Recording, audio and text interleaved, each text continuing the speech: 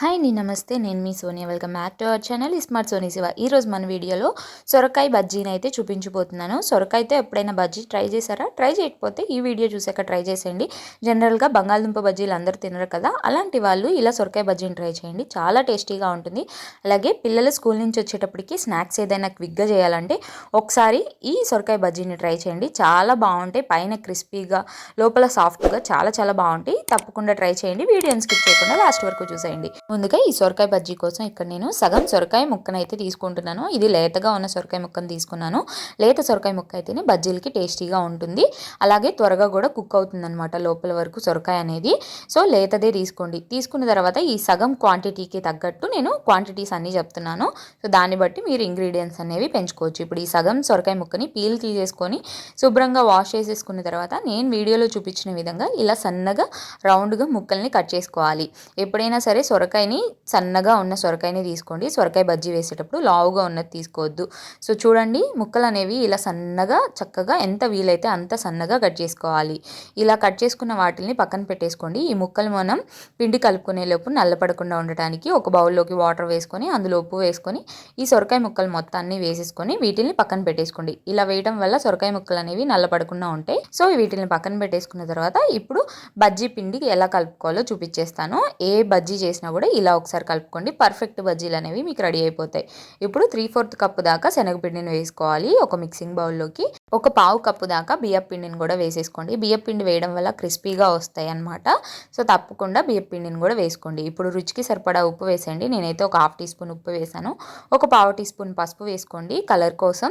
అలాగే ఒక 1/2 tea spoon వరకు కారాన్ని వేసుకోండి. ఒక పావు టీ స్పూన్ దాకా వాముని ఇలా చేతిలో వేసుకొని నేను వీడియోలో చూపించిన విధంగా ఇలా ఒకసారి నలుపుకుంటే ఫ్లేవర్ అనేది మనకి బాగా తెలుస్తుంది అనమాట. ఇలా చక్కగా నలుపుకున్న వాముని ఒక పావు టీ స్పూన్ వేసేసుకున్న తర్వాత ఇప్పుడు ఇందులోకి సన్నగా కట్ చేసుకున్న కొత్తిమీరని ఒక 1 టీ స్పూన్ దాకా వేసుకోండి. అలాగే ఒక 1 టీ స్పూన్ దాకా అల్లం వెల్లుల్లి పేస్ట్ని కూడా వేసుకొని వీటన్నిటిని కూడా ఒకసారి చక్కగా కలిసే విధంగా కలిపేసుకోవాలి. మనం ఇక్కడ ఎలాంటి సోడా ఉప్పు వాడట్లేదండి. మీరు గమనించారా? సోడా ఉప్పు లేకుండానే బజ్జీలు అనేవి చక్కగా పొంగుతాయి అన్నమాట. సో ఇలా కలుపుకున్న తర్వాత ఇప్పుడు ఒక కప్పులో వాటర్ తీసుకొని కొంచెం కొంచెం వేసుకుంటూ ముందు కొంచెం గట్టిగా పిండి కలుపుకోవాలి. ఎందుకంటే ఒకేసారి లూజ్ కన్సిస్టెన్సీలో కలిపేసుకుంటే ఉండలుగా లమ్స్ అనేవి కట్టేస్తాయి అన్నమాట. సో అందుకని ముందు కొంచెం గట్టిగా పిండి అనేది కలుపుకోవాలి. నేను ఇక్కడ వీడియోలో చూపించిన విధంగా ఇలా కలుపుకున్న తర్వాత ఇప్పుడు బజ్జీ పిండి కన్సిస్టెన్సీకి తగ్గట్టు ఇంకొన్ని వాటర్ వేసుకొని లూజ్గా కలుపుకోవాలి. అంటే మనం ఇక్కడ మరీ టైట్గా కలుపుకోవట్లేదు, అలా అని మరీ లూజ్గా కలుపుకోవట్లేదు అనమాట. నేను చూపిస్తాను కన్సిస్టెన్సీ అనేది ఎలా ఉండాలో. సో చూడండి, కన్సిస్టెన్సీ అనేది ఇలా కలుపుకోవాలన్నమాట. బజ్జీ పిండికి ఎప్పుడైనా కూడా కన్సిస్టెన్సీ ఇలా ఉండాలి. నేను మీకు చూపిస్తాను చూడండి. స్పూన్ రివర్స్ తిప్పి మనం ఇలా కనుక స్పూన్ని ఇలా డిప్ చేసామంటే స్పూన్కి మనకి పిండి అనేది ఎంతైతే పట్టుకుంటుందో అంత మనకి బజ్జీ వేసేటప్పుడు ఏ బజ్జీ వేసినా పిండి అనేది వాటికి పట్టుకొని ఉంటుందన్నమాట. సో కన్సిస్టెన్సీ ఇలా కలుపుకున్న తర్వాత ఇప్పుడు మనం కట్ చేసుకున్న సొరకాయ ముక్కల్ని ఒక్కొక్కటిగా వాటర్లోంచి తీసేసి ఈ శనగపిండిలోకి డిప్ చేసేసుకోవాలి. డిప్ చేసేసుకొని ఒక్కొక్కటిగా ఆయిల్లో వేసుకొని ఫ్రై చేసుకోవాలి. పిండి కలిపేటప్పుడే డీప్ ఫ్రైకి సరిపడా ఆయిల్ పెట్టేసుకొని ఆయిల్ హీట్ అయిందో లేదో అని చెప్పి ఇలా కొంచెం శనగపిండి వేస్తే శనగపిండి అనేది ఇలా పైకి బబుల్స్లా తేలుతూ పైకి రావాలన్నమాట. అలా వస్తే మనకి బజ్జీలు వేయడానికి ఆయిల్ అనేది పర్ఫెక్ట్ హీట్లో ఉన్నప్పుడు అప్పుడు మీడియం ఫ్లేమ్లోకి అడ్జస్ట్ చేసేసుకుని ఫ్లేమ్ని ఇలా ఒక్కొక్కటిగా సొరకాయ బజ్జీలను అయితే వేసేసుకోవాలి. ఆయిల్కి ఎన్ని అయితే పడతాయో అన్నీ వేసేసుకోవాలన్నమాట.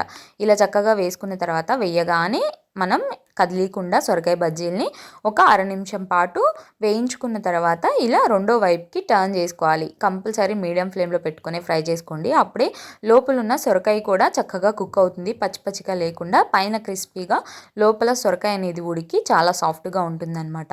అలాగే చక్కగా మీడియం ఫ్లేమ్లో పెట్టుకొని ఒక నిమిషం నుంచి 2 నిమిషాల పాటు చక్కగా ఫ్రై చేసుకున్నాక చూడండి మనకి బజ్జీలు అనేది ఇలా రెడీ అవుతాయి. చూడండి ఎంత చక్కగా పొంగిందో బజ్జీ అనేది. ఇలా వేయించుకున్న బజ్జీలన్నిటిని కూడా ఒక స్ట్రైనర్లోకి స్ట్రైన్ చేసుకోవాలి. ఇలా స్ట్రైన్ చేసుకోవడం వలన ఎక్స్ట్రా ఏదైనా ఆయిల్ ఉంటే చక్కగా స్ట్రెయిన్ అయిపోతుంది. మనకి ఆయిల్ కూడా ఎక్కువ ఏం పీల్చదండి. సో చూడండి, బజ్జీలు అనేది ఇలా వేయించుకున్న తర్వాత ఒక టిష్యూ వేసుకున్న పేపర్లోకి వేసేసుకోవాలి. ఇలాగే బజ్జీలు మొత్తాన్ని కూడా ఒకదాని తర్వాత ఒకటి మనం ఎన్నైతే సొరకాయ ముక్కల్ని కట్ చేసుకున్నామో అన్నిటిని కూడా చక్కగా తీసుకోవాలి. నేను తీసుకున్న సొరకాయ ముక్కలకి కలుపుకున్న పిండికి క్వాంటిటీ అనేది చక్కగా సరిపోయిందండి. సో మీరు ఈ క్వాంటిటీలో చేసుకుంటే నేను చెప్పిన కొలతల్ని ఫాలో అవ్వండి. ఇంతకన్నా ఎక్కువ క్వాంటిటీలో చేసుకోవాలంటే ఇంగ్రీడియంట్స్ అన్నీ కూడా డబల్ చేసుకోండి. అంతేనండి, మన సొరకాయ బజ్జీ అయితే రెడీ అయిపోయింది. హ్యాపీగా పిల్లలకి స్నాక్స్ చేసి పెట్టాలన్నా, లేకపోతే బంగాళదుంప బజ్జీలు తినని వాళ్ళైనా ఇలా ఒకసారి ట్రై చేయండి. ట్రై చేశాక ఎలా వచ్చిందో మీ ఫీడ్బ్యాక్ని నాతో షేర్ చేసుకోవడం అస్సలు మర్చిపోద్దు. ఈ వీడియో అయితే నచ్చిందని అనుకుంటున్నాను. వీడియో నచ్చితే వీడియోని లైక్ చేయండి, మీ ఫ్రెండ్స్ అండ్ ఫ్యామిలీ రిలేటివ్స్కి షేర్ చేయండి.